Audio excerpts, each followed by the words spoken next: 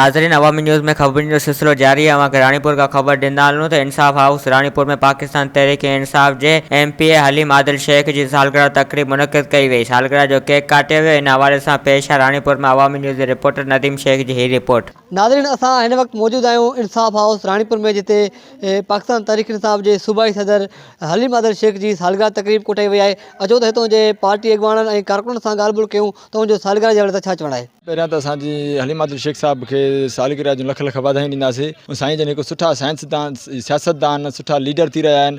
इंशाअल्लाह 2023 में वरी PTI जी हुकूमत ईंदी ऐं असां पूरे फ़ख्र सां चई रहिया आहियूं त हलीम आदिल शेख साहब सिंध जो वज़ीर आला चूंडियो वेंदो। मां इहो ई पहिरियों चवंदुमि त साईं हलीम आदिल शेख साहब खे लख लख वाधायूं हुजनि। अल्लाह उन्हनि खे वॾी हयाती ॾे।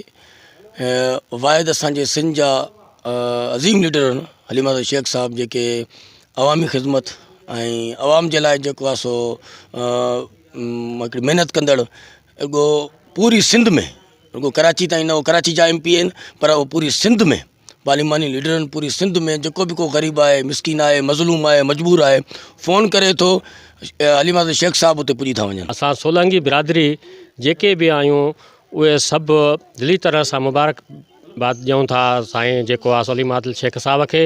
ऐं इंसाफ हाउस हिन वक़्तु जेको आहे सो PTI जे कारकुननि जो भरियलु आहे ऐं असांजी उमेद इहा आहे त आईंदड़ 2023 मंझि हलीम आदिल शेख साहब जिन में जेको आहे सो वज़ीर आला जा उम्मीदवार हूंदा। हिते PTI जे कारकुननि ऐं अॻवाननि जूं ॻाल्हियूं ॿुधियूं। मुंहिंजो इहो चवणु आहे त हलीम आदिल शेख हमेशह अवाम जी ख़िदमत कई आहे ऐं PTI जो वाहिद लीडर आहे जो अवाम जे विच में हूंदो आहे। हिननि जेको इहो चवणु आहे त जेको ईंदड़ जेकी हुकूमत हूंदी उहा PTI जी हूंदी ऐं सिंध जो जेको वज़ीर आला हूंदो हलीम आदिल शेख हूंदो।